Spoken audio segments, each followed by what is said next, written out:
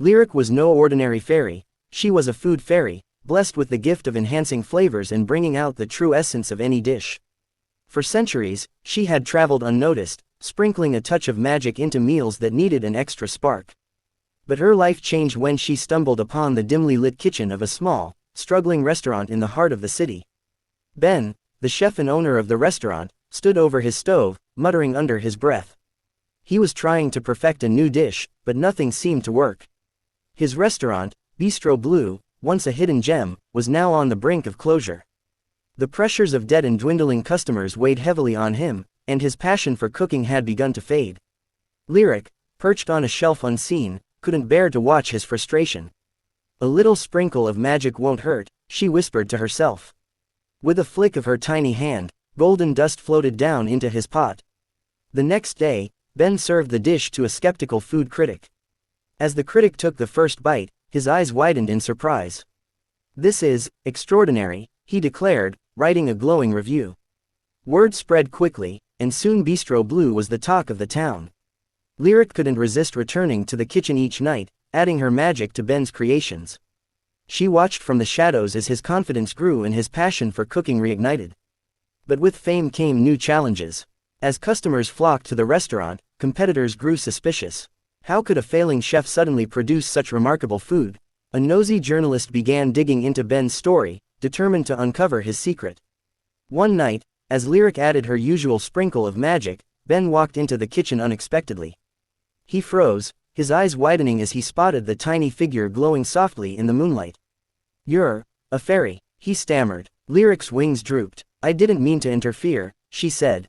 "I just wanted to help." Instead of reacting with fear, Ben smiled. "You've been helping me all along, haven't you?" "Thank you." As the days turned into weeks, Lyric and Ben grew closer. She taught him about her magic, while he shared his culinary knowledge, showing her how he created flavors without enchantment. Together, they created dishes that combined his skill and her magic, each one more breathtaking than the last. But their happiness was short-lived. Lyric's magic, tied to her connection with the human world, began to fade. The more she used it, the more fragile she became. One evening, as Ben prepared for a high-profile dinner that could solidify his place among the city's top chefs, Lyric collapsed in the kitchen. Her glow was dim, and her wings trembled. "You've given too much," Ben said, panic in his voice. "I wanted to help you," she replied weakly. "But my magic wasn't meant to last in your world." Ben made a decision. "Then we'll do this together, without magic." With Lyric guiding him, Ben crafted a dish using only his own skill and creativity.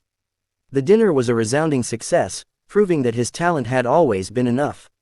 Realizing that her time in the human world was limited, Lyric prepared to say goodbye.